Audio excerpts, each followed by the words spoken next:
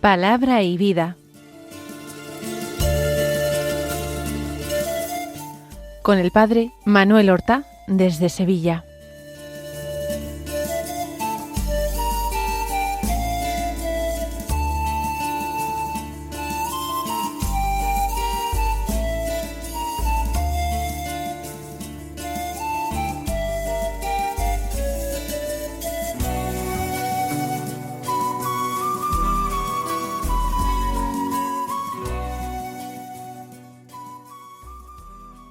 En el nombre del Padre, y del Hijo, y del Espíritu Santo. Amén. Alabados sean Jesús y María. Muy buenos días, queridos amigos, oyentes de Radio María y seguidores del programa Palabra y Vida. Hoy es el sábado de la tercera semana de la Cuaresma. Este sábado es el último sábado del mes de marzo y nosotros haremos memoria de nuestra Madre la Santísima Virgen María. No haremos una memoria litúrgica, porque el tiempo de Cuaresma impide que se celebre la memoria de Santa María en sábado. Hay que decir las oraciones propias de la misa de este sábado de Cuaresma.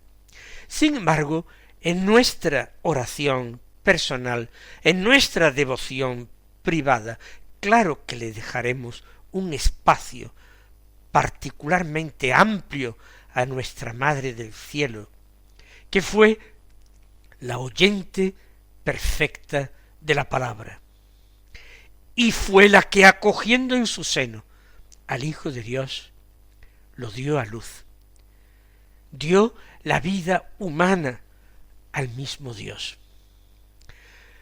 Pues, dicho lo cual, vamos nosotros a escuchar esa palabra. Comenzamos por el Evangelio, que es de San Lucas, del capítulo 18, los versículos 9 al 14, que dicen así: En aquel tiempo dijo Jesús esta parábola a algunos que confiaban en sí mismos por considerarse justos y despreciaban a los demás. Dos hombres subieron al templo a orar. Uno era fariseo, el otro publicano. El fariseo, erguido, oraba así en su interior: Oh Dios, te doy gracias porque no soy como los demás hombres, ladrones, injustos, adúlteros, ni tampoco como ese publicano. Ayuno 2 veces por semana y pago el diezmo de todo lo que tengo. El publicano, en cambio, quedándose atrás, no se atrevía ni a levantar los ojos al cielo, sino que se golpeaba el pecho diciendo: Oh Dios, ten compasión de este pecador.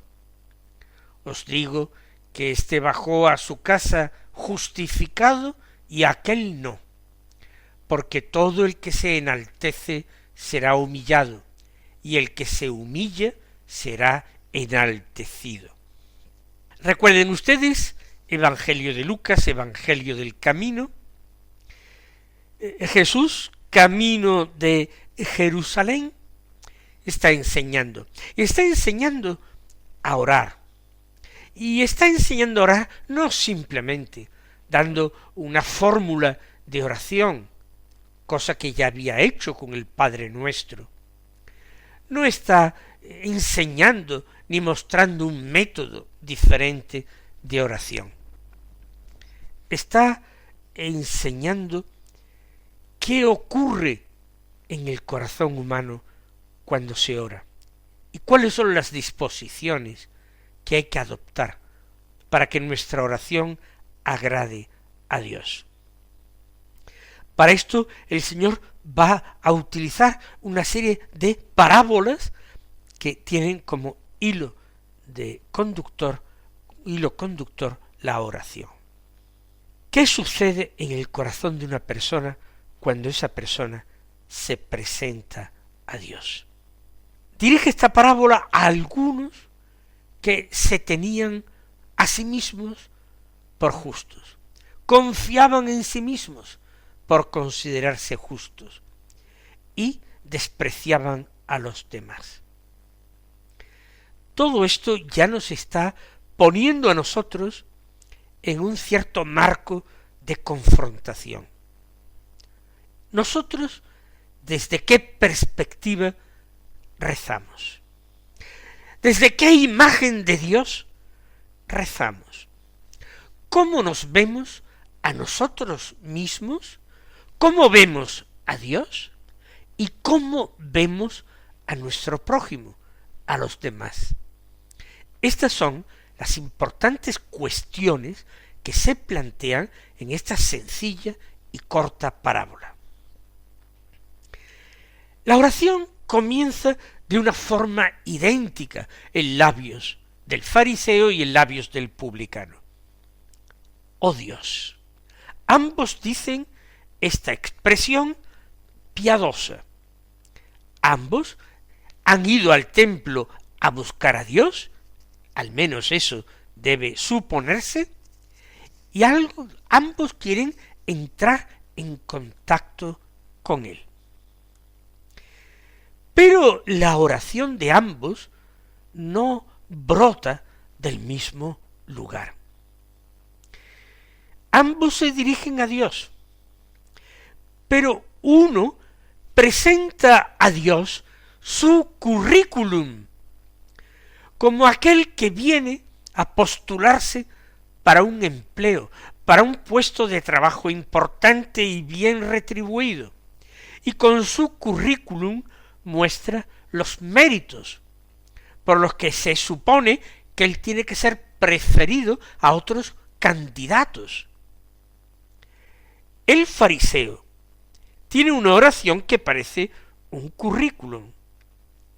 Él se pone en el centro y muestra todo lo que le adorna, todo lo que le hace digno sobre otros y merecedor más que otros. La oración del fariseo es un discurso, no es un acto de verdad, es un discurso, y un discurso que tiene como tema a él mismo. Por tanto, podemos sospechar que no es totalmente auténtico. No hay simetría entre el fariseo y el publicano. Uno se apoya en sus méritos, el otro busca exclusivamente la misericordia. Si hemos dicho que el fariseo se presenta como quien se postula para un empleo importante y lo reclama para sí por creer que tiene más méritos, el publicano acude a la casa de Dios no como un demandante de empleo, se presenta como un mendigo y en su oración tiende la mano como un pobre para pedir.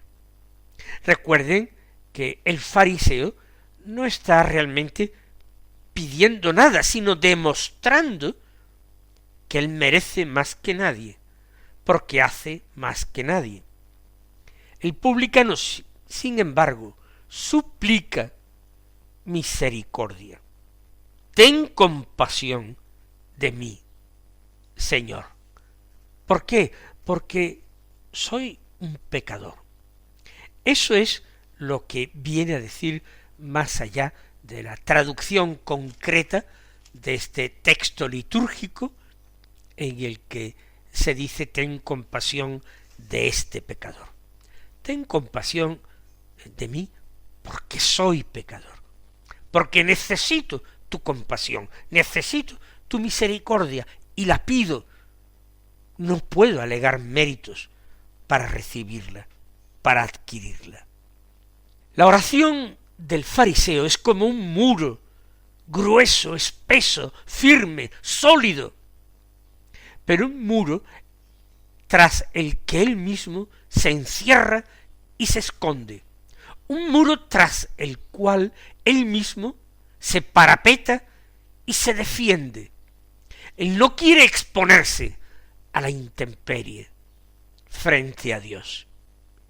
Mientras que la oración del publicano, más que como un muro, es como una ventana abierta, que permanece abierta para que quien pase pueda asomarse a su intimidad y verlo y sorprenderlo en lo que es, en lo que tiene.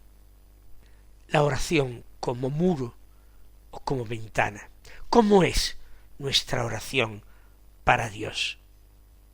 El fariseo construye una falsa identidad en negativo, diciendo repetidas veces lo que él no es. De esta manera se refugia tras el muro, diciendo no soy como los demás hombres, no soy ladrón, no soy injusto, no soy adúltero, no soy tampoco como ese publicano. Ha construido así, en negativo, su personalidad y desde la comparación. ¿A qué viene? Hacer referencia a cómo es ese publicano, o incluso cómo son todos los demás hombres, ladrones, injustos y adúlteros. No, realmente se defiende de Dios, se protege.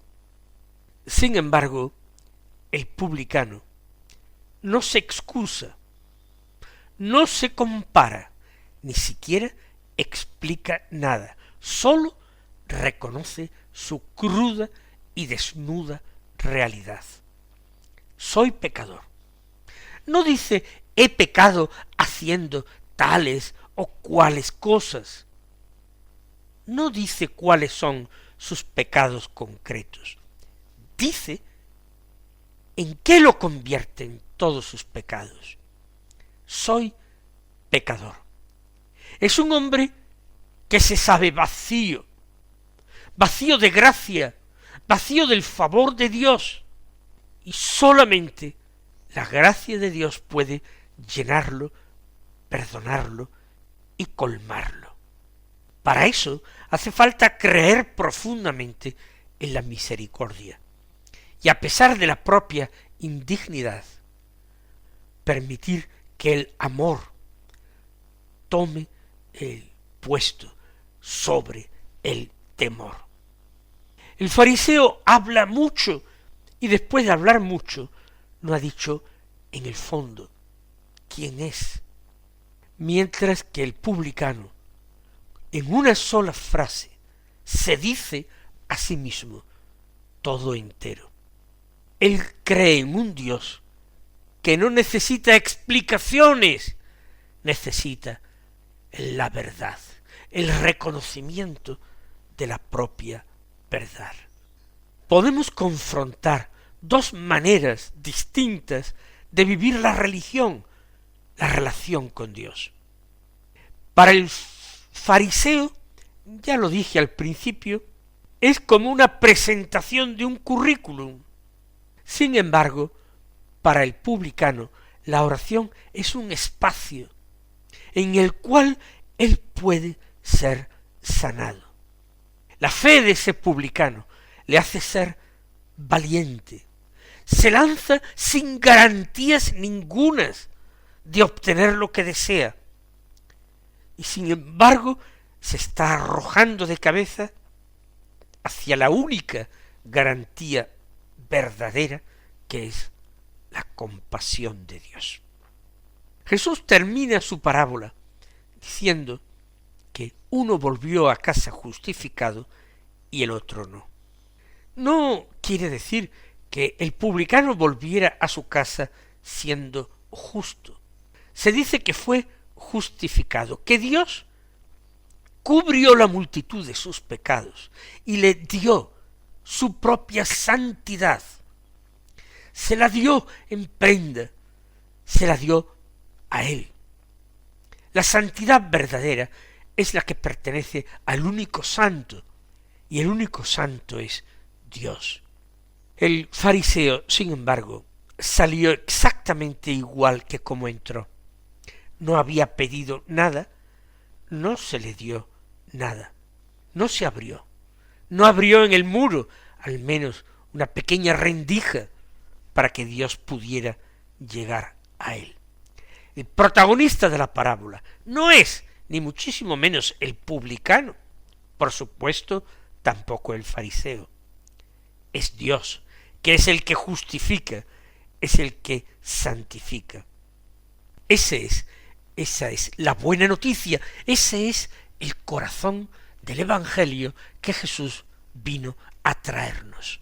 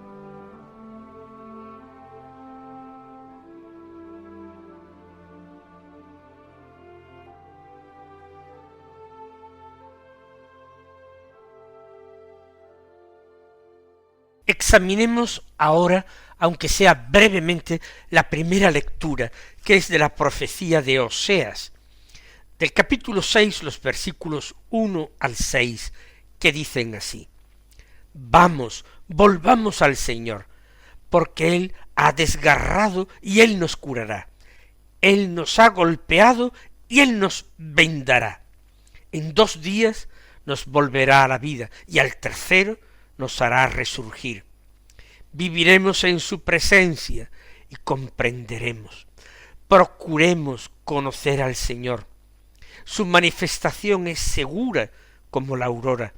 Vendrá como la lluvia de primavera que empapa la tierra. ¿Qué haré de ti, Efraín? ¿Qué haré de ti, Judá?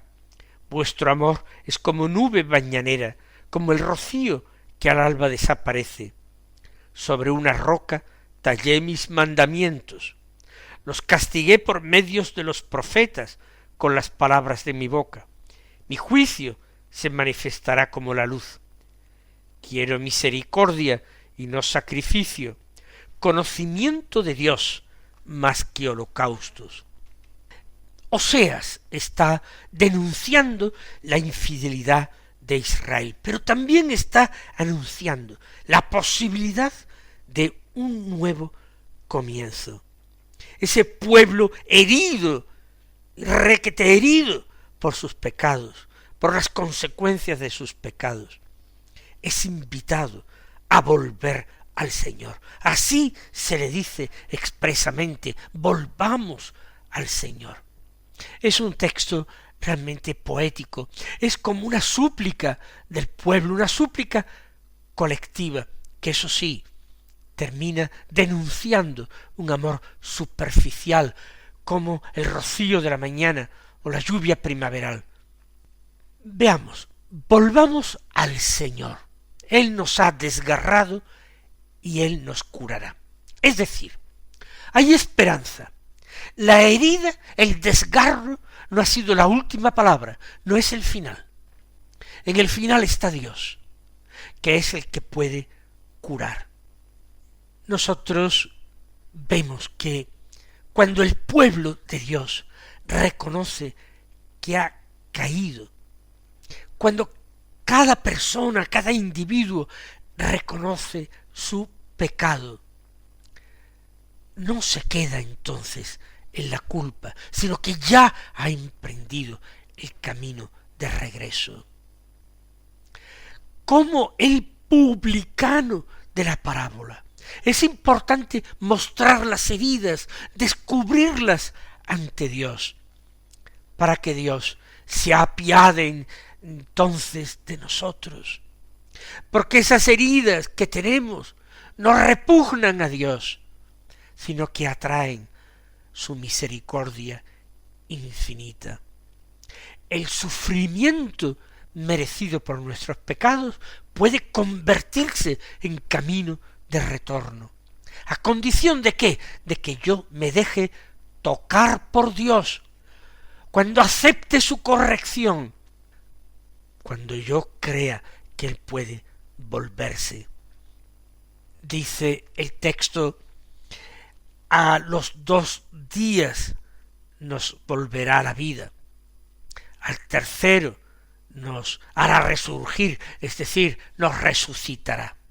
Esa promesa de resurrección, de nueva vida, de restauración total, está ya presente en este texto profético del Antiguo Testamento de Oseas. Hay que poner esto en relación con lo que hemos escuchado en el Evangelio. Recuerden, el publicano bajó a su casa justificado. Es como alguien que ha sido resucitado por Dios, convertido en una criatura nueva, ha recibido una vida nueva. Y hemos visto en esa parábola del Evangelio de San Lucas que la humildad, que es la verdad ante Dios, la humildad, la verdad, es el camino para la vida, para la resurrección. Incluso cuando el hombre pecador parece muerto, hay que decir que Dios tiene la última palabra, y el que es capaz de decirle a unos huesos secos, como dice otro profeta, resurgid y levantaos, quien es capaz hasta de mandar a los huesos secos, es capaz también de sacar al pecador de esa tumba en la que se ha encerrado o en la que lo han encerrado sus pecados. Es capaz de levantar del polvo al oprimido, al pecador. Tendremos que preguntarnos qué clase de resurrección es la que hoy nos está ofreciendo el Señor. Y vayamos muy rápidamente. La última frase, que es memorable: quiero misericordia y no sacrificios. Dios no quiere actos externos vacíos, quiere un corazón lleno de amor. Recuerden, el fariseo sería el que sí cumple, ofrece los sacrificios previstos y los diezmos previstos, pero no tiene misericordia. En cambio, el publicano manifiesta la pobreza de su corazón, misericordia, corazón mísero, pobre.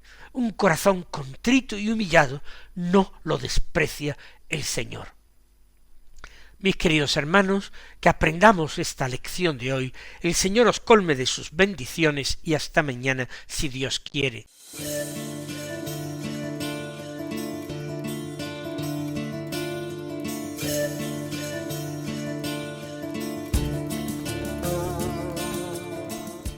Han escuchado en Radio María Palabra y Vida, un programa que dirige el Padre Manuel Horta.